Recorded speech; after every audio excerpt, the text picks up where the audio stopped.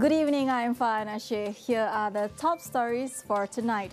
Trump's second meeting with Putin called off for now, and the US sets no deadline for Hamas disarmament as more bodies returned. That and more coming up on AWANI International.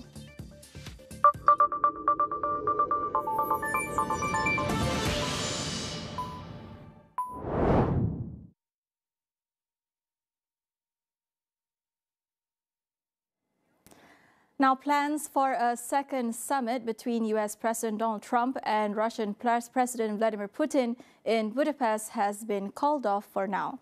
The White House says there are no plans for the two leaders to meet anytime soon after the latest round of diplomacy failed to make progress on the war in Ukraine.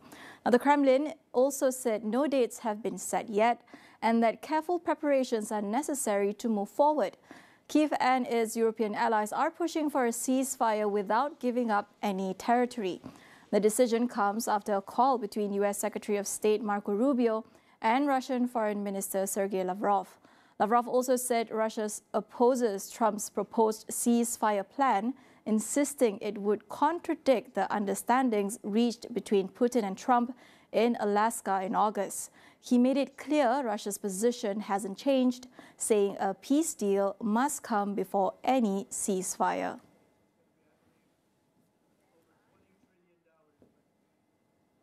In other news, Vance says the United States will not impose a deadline for Hamas to disarm. Speaking during his visit to Israel, the U.S. Vice President says the ceasefire process remains complex and requires patience, flexibility, and constant monitoring to ensure it holds.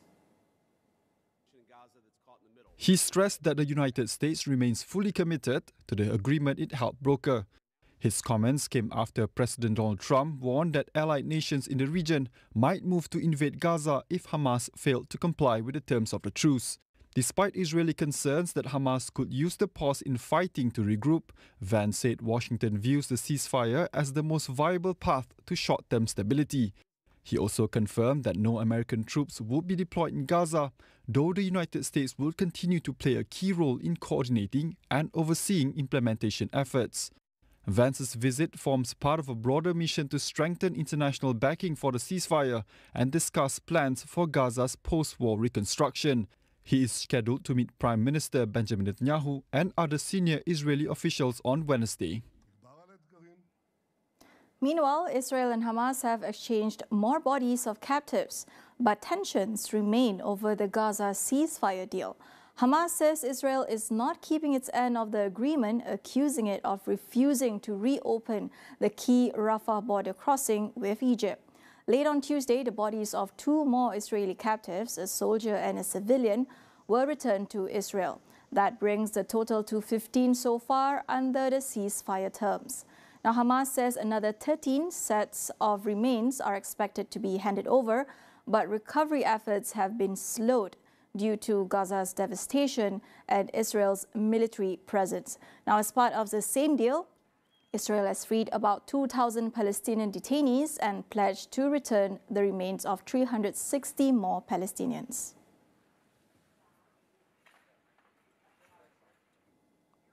Gaza is facing a health catastrophe that will last for generations to come, warns World Health Organization's Director General Dr. Tedros Ghebreyesus.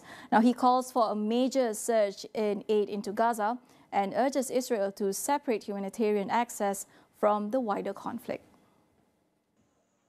Speaking to the BBC, Tedros acknowledged that Israel has allowed more medical supplies in since the October 10 ceasefire, but says it is still far from enough to rebuild Gaza's shattered health network.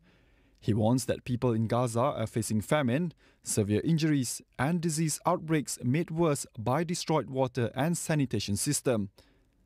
According to the WHO, 608 trucks are needed every day, but only 200 to 300 are getting through.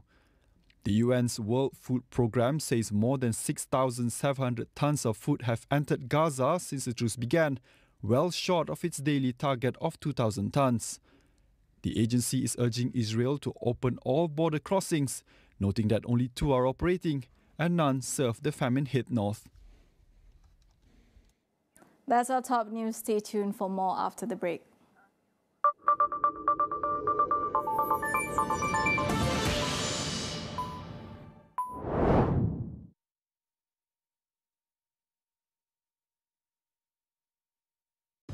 Tariffs on imports of products from China reaching up to 145%.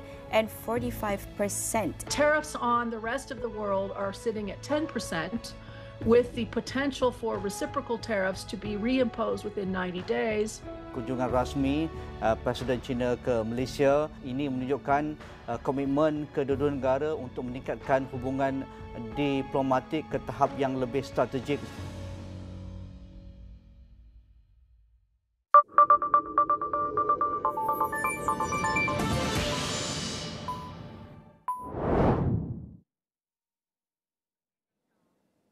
Welcome back.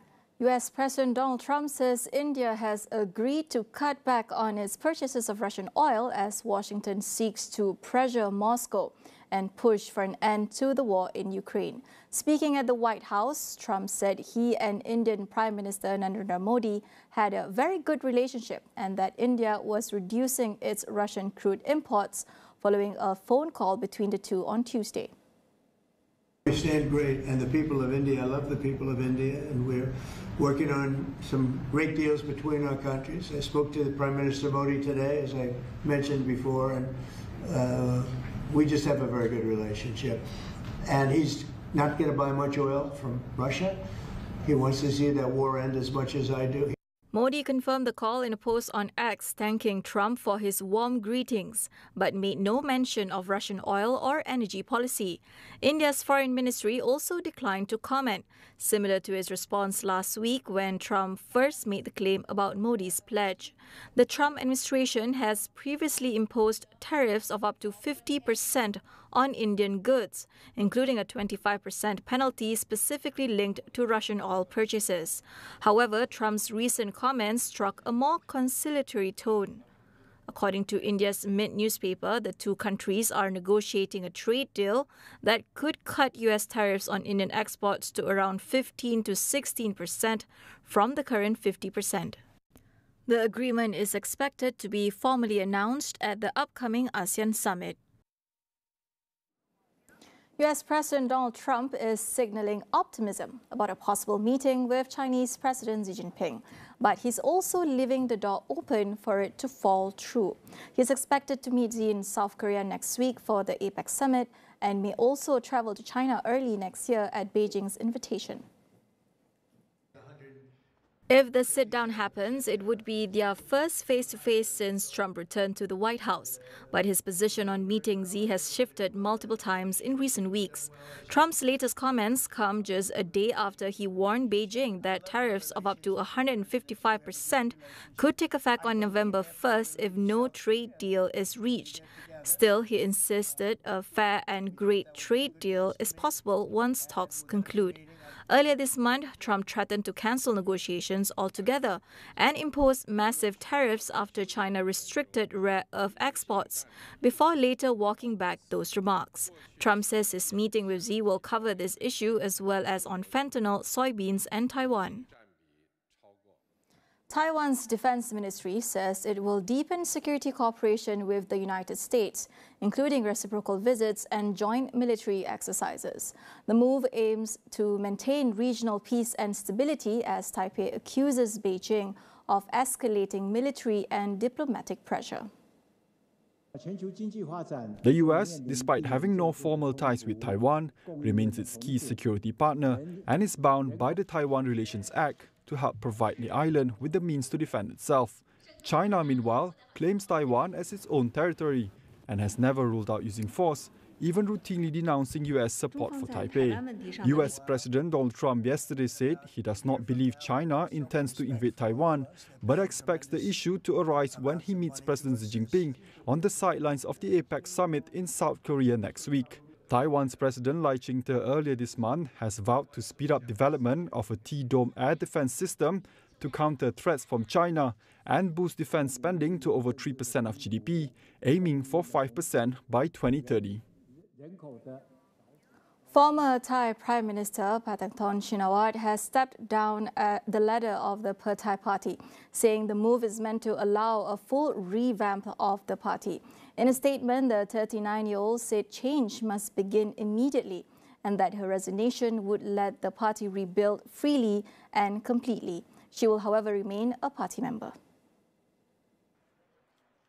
Pathangthorn was removed as Prime Minister in August after Thailand's Constitutional Court ruled she had breached ethics during a phone call with Cambodian leader Hun Sen. The call linked to a border dispute was seen as showing favour to Phnom Penh. Her dismissal and the party's fall from power triggered a wave of resignations among senior members, while Per Thai's popularity sharply declined. Observers say her exit aims to stop rivals from using her as a political target ahead of the next general election scheduled for March 2026. Pathangthorn is the third Shinawatra to serve as Prime Minister after her father Thaksin and An Yingluck, and the last member of the family still active in Thai politics. North Korea has fired multiple short-range ballistic missiles just a week before world leaders are set to meet at the APEC summit in South Korea. It marks Pyongyang's first ballistic missile test since May and comes after both South Korean President Lee Jae-myung and US President Donald Trump signaled openness to improving ties with the North. South Korea's Joint Chiefs of Staff say several missiles were launched from the Pyongyang area toward the northeast early Wednesday. Lee and Trump have floated the possibility of meeting North Korean leader Kim Jong-un during the US president's upcoming visit, though Pyongyang has yet to respond. State media has suggested Kim remains open to future talks, but only if Washington drops its demands for North Korea to abandon its nuclear weapons. Earlier this month, Pyongyang showcased its most powerful intercontinental ballistic missile at a military parade attended by top officials from Russia and China. The Trump administration is slapping higher tariffs on nearly every major trading partner, from China to the European Union. The White House says it's about protecting American industries. But could the US end up paying the price?